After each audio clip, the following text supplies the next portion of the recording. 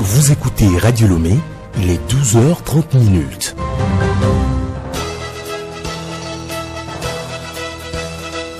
Le journal Hélène Assabi. Mesdames et messieurs, bonjour, bienvenue au 12h30. Aujourd'hui, nous célébrons tous les saints et les chrétiens catholiques sont à l'honneur. Une occasion pour les fidèles d'honorer les saints. Les échos de la messe dans ce journal. La Convergence citoyenne pour la paix a lancé ses travaux dimanche dernier à Lomé. C'était lors de son assemblée générale constitutive. Et c'est parti pour la 4e édition du Salon Ferry, lieu d'échange entre jeunes entrepreneurs. La particularité de cette édition à suivre dans ce journal. Et puis sport football, tour de cadrage de la Coupe CAF, une nouvelle chance pour Asco de Kara.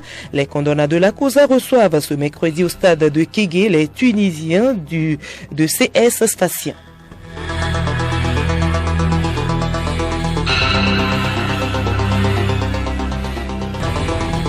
radiolomé.tg. Mesdames et messieurs, une fois encore, bonjour. Les fidèles catholiques célèbrent ce 1er novembre la fête de Toussaint, une célébration en mémoire de ceux qui, dans leur vie, ont vécu et aimé le Christ et vivent maintenant dans sa gloire. À la paroisse Immaculée Conception de Nye-Konakwe, les fidèles sont venus rendre grâce à Dieu. Pacôme Johnson. La fête de tous les saints est comme le rappel festif de notre taille ultime. Dieu nous crée à son image et à sa ressemblance. Et donc, notre taille ultime, c'est notre ressemblance à Dieu, c'est notre vocation totale dans le Christ. En le voyant, lui, tel qu'il est, nous lui serons semblables. Nous ne sommes donc pas livrés au hasard, mais à l'amour, à la tendresse de Dieu, maître des temps et de l'histoire. Même si cette fête a une date fixe, son contenu est tout autre. Comme la Pentecôte, on parle de foules innombrables issues de toutes les nations, de toutes langues, de toutes races et de cultures. C'est la plus catholique, la plus universelle des fêtes. Elle ignore les frontières. Vous venez donc de suivre le sens de cette fête. Nous revenons sur la messe qui s'est déroulée ce 1er novembre donc à la paroisse Immaculée Conception de Nye-Konakwe. C'est avec Pacôme Johnson. Quelle est donc l'origine de cette fête que nous célébrons aujourd'hui? Dès le IVe siècle, l'église syrienne consacrait un jour à fêter tous les martyrs dont le nombre était devenu si grand qu'il rendait impossible toute commémoration individuelle. 3 siècles plus tard, dans son effort pour christianiser les traditions païennes, le pape Boniface IV transformait un temple romain dédié à tous les dieux, le Panthéon, à une église consacrée à tous les saints. Cette coutume se répandit en Occident, mais chaque église locale la fêtait à des dates différentes jusqu'en 835, où elle fut fixée au 1er novembre. Mais dans l'église byzantine, c'est le dimanche après la Pentecôte qui est consacré à la fête de tous les saints. La fête de la Toussaint est inséparable du jour de prière pour les défunts que l'église commémore le 2 novembre. La première célébration est vécue dans la joie alors que la seconde est plus en lien avec les souvenirs envers ceux que nous avons aimés mais qui ne sont plus cette terre. Les fidèles catholiques se rappellent ainsi de leurs proches défunts en déposant des gerbes de fleurs et en allumant des bougies sur leur tombe. Les préparatifs ont donc commencé la veille. Clarisse Tombité a rencontré certains au cimetière de Yokwe. Cimetière de Yokwe à Adidogomé. Nous sommes accueillis par des bruits de coupe-coupe et de roues, sarclant des herbes sur un sol un peu dur. Les responsables catholiques ont pris cette disposition afin de faciliter l'accès des fidèles, comme le témoigne Kenou Kokou, responsable sécurité du dit cimetière. Avant le jour J, nos responsables ont pris toutes les dispositions possibles pour procéder au cerclage du cimetière pour que tous les fidèles aient accès facile aux tombes. Voilà pourquoi il y a beaucoup d'affluence. Ils envisagent de clôturer le cimetière dans les prochains jours. Ils étaient nombreux à faire le déplacement ce week-end pour mettre au propre les cimetières. Chaque fin d'année et le premier du 11e mois, c'est-à-dire le 1er novembre, je viens toujours arranger la tombe de ma grand-mère. Parce que le premier, on ne peut pas venir prier dans les herbes et dans les saletés. Moi, je suis venue sur les tombes pour arranger, laver et enlever les herbes sur la tombe de mon grand frère. C'est un événement très précieux pour nous, les catholiques, et nous le faisons chaque année.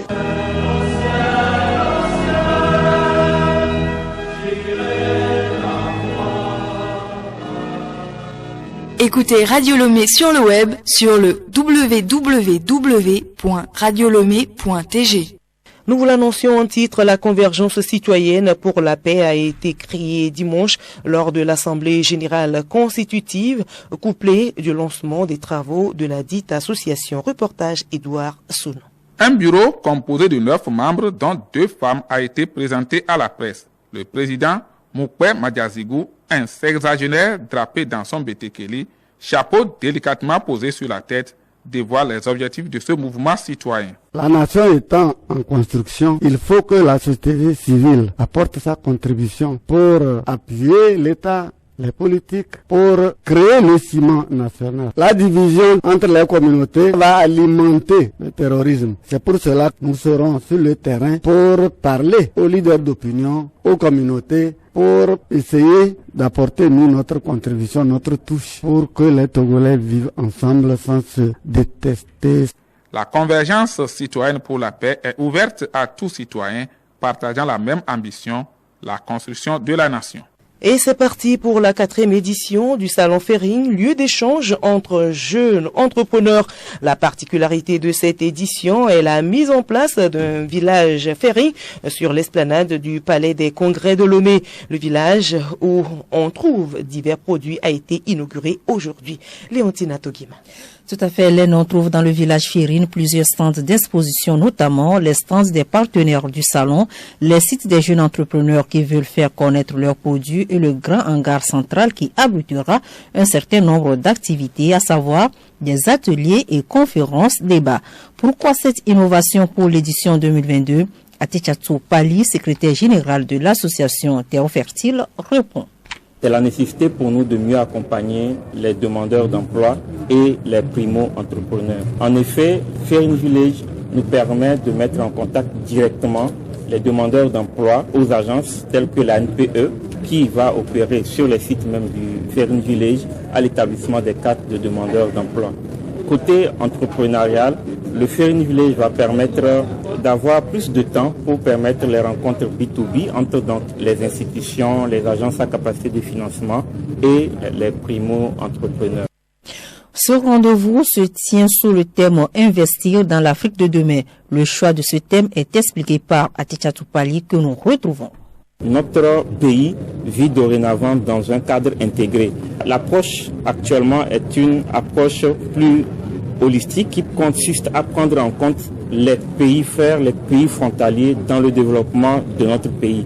Ce que je veux dire par là, c'est qu'il est inimaginable de penser le développement du Togo sans penser celui de l'Afrique, sans penser celui des pays frères. Alors la mise en place de l'accord de l'ASLECAF est une parfaite illustration. Et voilà pourquoi, plutôt que penser exclusivement Togo, ce qui ne permettrait pas, à notre avis, d'atteindre les objectifs de développement du pays, nous pensons plus large, nous pensons à l'ensemble du continent africain, parce que le marché que nous allons former va constituer un débouché unique pour les produits tant bien togolais que des produits sous-régionaux par exemple. Et oui, il faut investir dans l'Afrique de demain, car les peuples africains ont plusieurs traditions qui font de leur identité.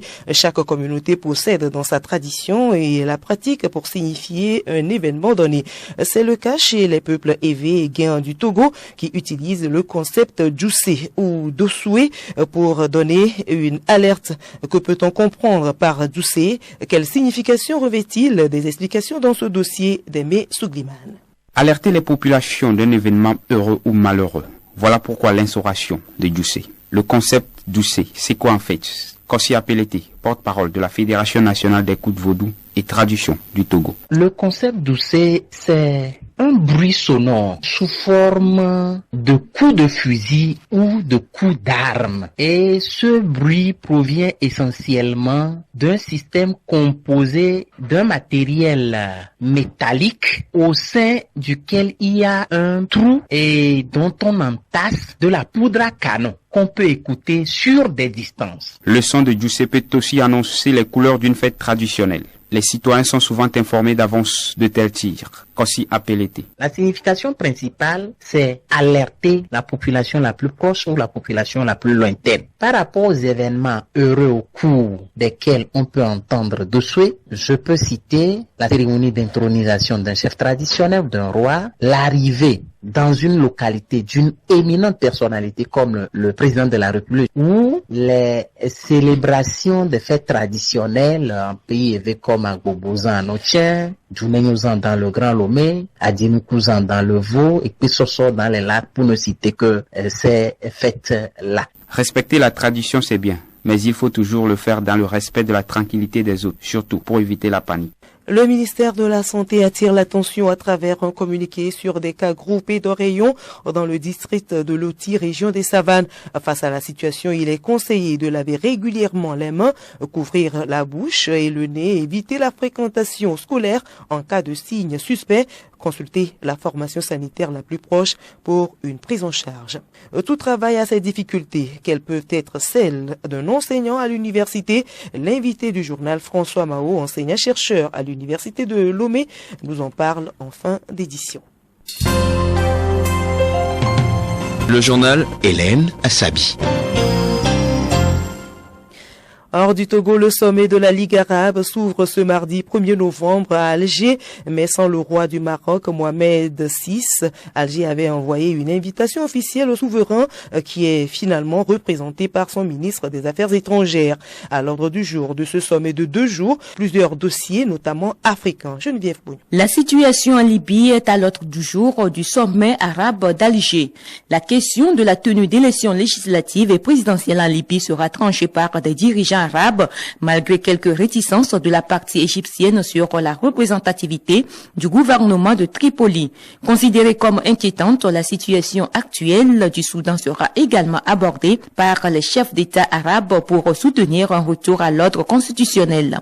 Le ministre des Affaires étrangères marocain a demandé à ses homologues une condamnation ferme de l'Iran en raison, d'après lui, du soutien apporté par Téhéran au Polisario. Proposition non retenue, ce qui a provoqué la colère du chef de la diplomatie marocaine, selon des sources diplomatiques. Sur le plan économique, le sommet d'Alger va adopter une nouvelle stratégie pour la sécurité alimentaire arabe. Des pays comme l'Algérie, le Maroc, l'Égypte et le Liban dépendent grandement de l'importation de céréales d'Ukraine et de Russie, d'où la volonté des États arabes d'adopter une nouvelle stratégie agricole pour produire localement le blé. La sécurité hydrique sera également abordée lors du sommet d'Alger, surtout avec la proposition de l'Égypte de discuter du conflit du barrage de la Renaissance et le partage des eaux du Nil avec l'Éthiopie. C'est la première fois depuis 2019 que les membres de la Ligue arabe se réunissent.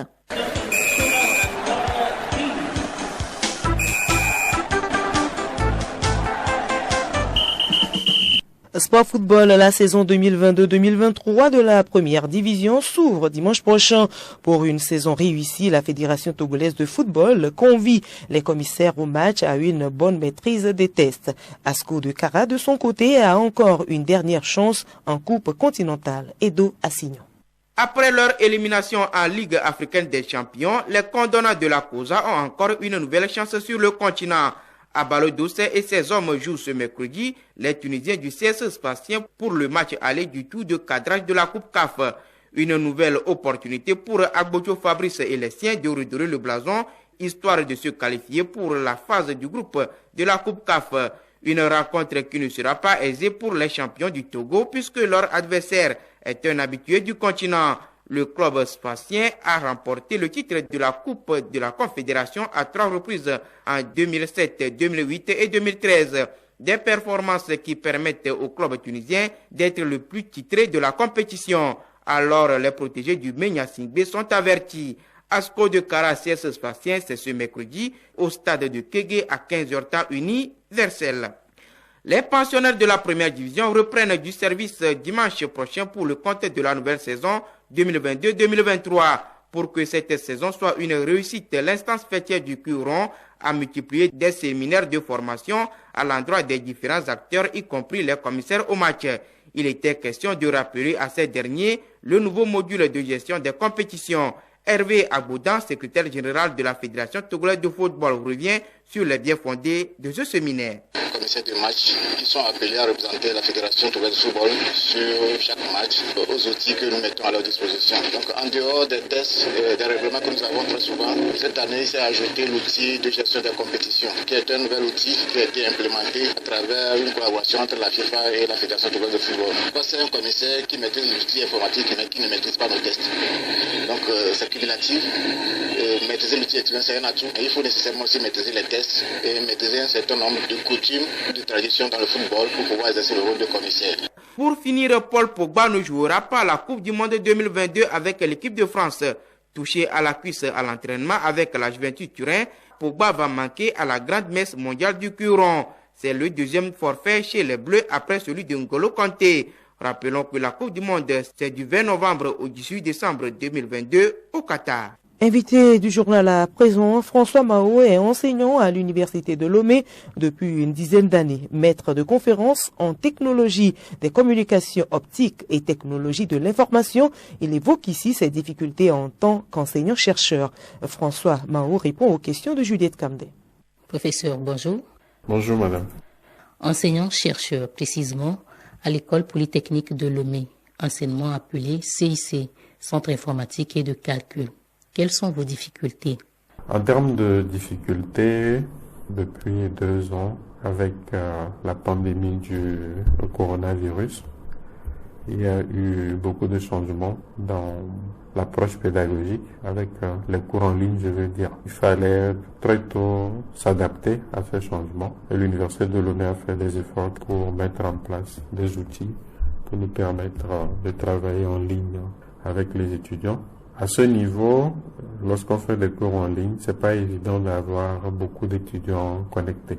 Et au niveau des résultats, on voit cela. Il y a un certain impact. Parce que faire un cours en ligne, c'est pas la même chose que faire un cours en présentiel. Je dirais que c'est l'une des difficultés.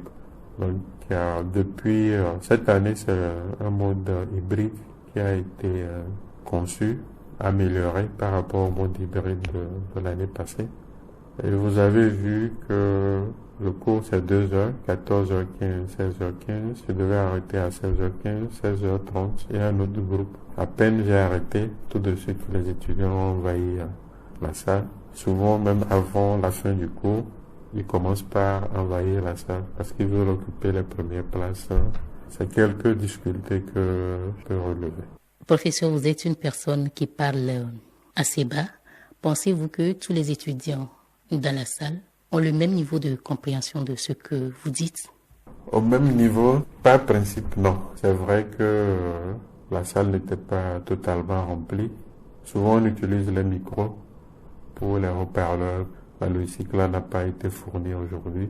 Du coup, on a fait avec les moyens de bord. Quelle autre tâche vous incombe à l'Université de Lomé?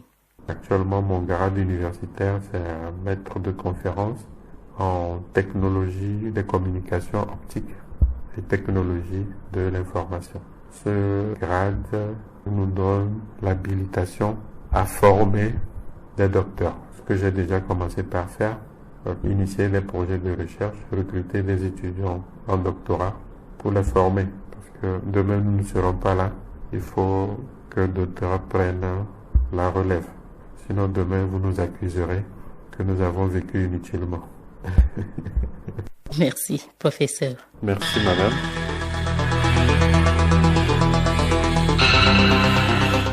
Voilà, ainsi se referme ce journal qui était un peu long. Actualité oblige. Retenez pour l'essentiel que les chrétiens catholiques célèbrent ce 1er novembre la fête de Toussaint, une occasion pour les fidèles d'honorer les saints. Bonne fête de Toussaint à tous les chrétiens catholiques.